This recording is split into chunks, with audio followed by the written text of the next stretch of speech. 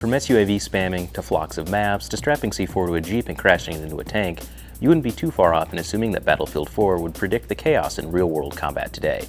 Warfare is evolving, but many of the fundamentals haven't changed. The internet is so full of CQB dance lessons and technical jargon that it makes it hard to weed out what information is good or even relevant. Like many of you, we've gone down the never-ending rabbit hole of how to train for combat situations, and that's where we found Redbeard Tactical. They constantly put out practical and informative content on their Instagram that we've been a big fan of for years.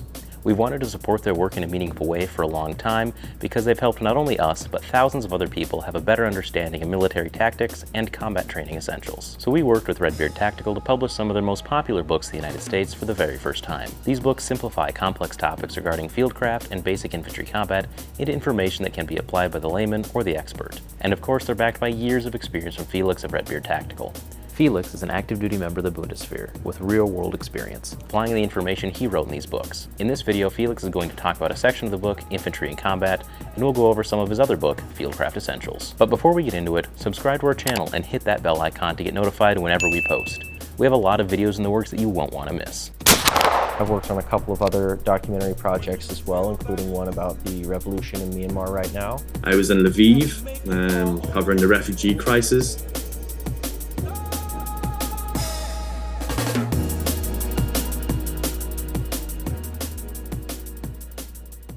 Here's Felix from Redbeard Tactical, and he's going to be covering a section of his book, Infantry and Combat. Hey guys, it's Felix here with Redbeard Tactical. KommandoStore asked me if I could do a short reading of one section of our book, The Infantry Squad in Combat. And it's about squad movement, so let's go. So moving a squad is based on principles and tenets, like everything in tactics. Tactics should be flexible, and so should be movement, as long as we are looking at a few tenets. One of them is concealment, one is protection, one is firepower, and one is connection. We can't always have like everything at once, so we need to make compromises between those four. And I cite from the book, a squad will always move in a formation, and its chosen formation determines concealment, protection, firepower, connection. All these factors need to be balanced according to terrain, situation and mission when picking a formation. For example, a well-dispersed squad in a staggered line is well protected, hard to spot and has a lot of firepower, but is very hard to control. Just imagine the squad moving through terrain, and just from my personal experience, I can reflect that especially in dense vegetation, you will lose connection, so visual connection to your neighbor really fast. But once the squad gets under fire, we've got a lot of firepower to the front, we're lacking a bit of protection from the side. This is something you should always take into consideration, like connection, how well can you communicate with each other, do you see each other, does at least everyone sees his neighbor. Protection, like is there sufficient cover and concealment, but also is the squad vulnerable from a particular side? So is it, for example, in enfilade from flanking fire? Is flanking fire a thing right now, or are you more worried about frontal fire? Concealment, how visible you are, how loud you are, 7S of camouflage. And last but not least, firepower, how does your firepower unfold and how quick can you unfold it? So the next section is squad movement and basic formations. We've got the staggered column and the staggered line. The two basic formations that have proven most useful for movement throughout history are the staggered column and the staggered line. So with a staggered column, we've got a very easy to control formation. It's a great movement formation, and basically at least two members of the squad have a field of fire to the front, and half of the squad can easily react to the sides. So it's very, very well suited to be protected from ambushes. On the other hand, the staggered line is our offensive formation. We are not that prepared for flanking fires, but we've got a lot of firepower on the front. So if a platoon moves, for example, we can even combine those formations. Fire teams can, of course, also use alternate formations. So they can, for example, the first fire team can go forward in a staggered line, and if there's a risk of flanking fires, the next fire team can follow, for example, in a staggered column. So another thing we are covering are modes of movement. Modes of movement, like not every movement in the field is conducted for the same reason. There's combat, there's movement to combat, and there's just strategic movement, or of elements. Modes of movement refer to the context in which movement is conducted.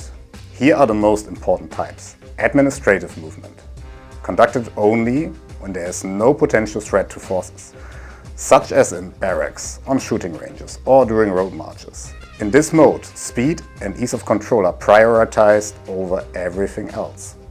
So that means basically that if you're doing daily tasks in the barracks, if you've got long strategic movements, like long marches of World War I, for example, we can't always move in a tactical suitable formation because it's just time consuming, it's space consuming.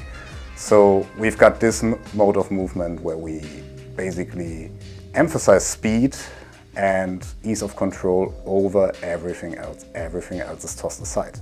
Then we've got the tactical movement. Tactical movement, used in wartime when movement is the primary task. While it emphasizes speed and control, there's a higher focus on the tenets of movement, ensuring that tactical principles are adhered to. So as soon as we are in a conflict zone, we need to have an eye open for various air threats, stuff like that. With today, drones being a thing. But even in the past, like deep strikes by aircraft, stuff like that. So you're not immediately on the front line, or you're on the way to the front line, and you still need to stay concealed, for example, to move under at least 3 lines covering the road on alleys, for example. So you're still emphasizing speed and ease of movement, but now you're moving less overtly whenever it's possible. Then we've got the approach. So the approach is employed when contact with the enemy is very likely. This mode places a high emphasis on concealment and protection to prepare for potential engagement. So as soon as we are moving towards an assault position or from our assault position to a target, we will definitely move in a more combat-focused formation, like for example the staggered line, and we will have our head constantly on a swivel. We will use bounding techniques, and we will now prioritize combat over everything else. Now during the attack, we are always moving bounding. There's no fire without movement, and the attack mode of movement is used when combat is imminent or already happening. In this mode, maximum emphasis is placed on protection and firepower to ensure the squad can effectively engage and defeat the enemy. So firepower is our primary intent here. In combat, we are already spotted, and we want to gain an edge at the kinetic component of everything. So infantry in combat also covers movement techniques. A squad can execute its type of movement according to the situation in the following ways. Regular movement. The squad moves as a whole. This method is used only in tactical movement or when time is a major concern. So we are not separating fire teams, we are moving as a whole squad. Traveling overwatch. The squad separates both of its fire teams to create a gap.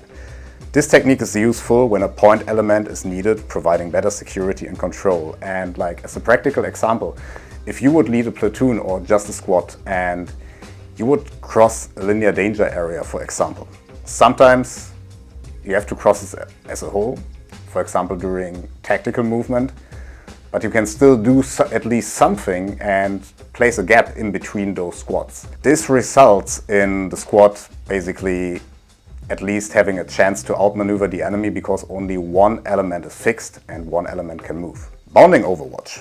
One fire team provides cover while the other moves. This method is employed when contact with the enemy is very likely or already established, ensuring maximum security and readiness. So what that means is we've got our 2 fire teams. One fire team provides security and one fire team moves in a way that it doesn't cross the arc of fire of the covering fire team. As soon as one fire team is in place, the moving team, the covering team will now move and get covered by the former moving element. That's just a few pages of squad movement of a whole book, Infantry in Combat. I hope you liked it, and just check out the book. Now let's go over a section of fieldcraft essentials. This book talks about what fieldcraft is and how to effectively navigate in the field of combat. The first chapter goes over the 7 S's of camouflage: shine, shape, silhouette, shadow, speed, sound, and spacing. Today we'll go through shine, shape, and sound. Before we get into the thick of it, go to KommandoStore.com/pro to join our rewards program.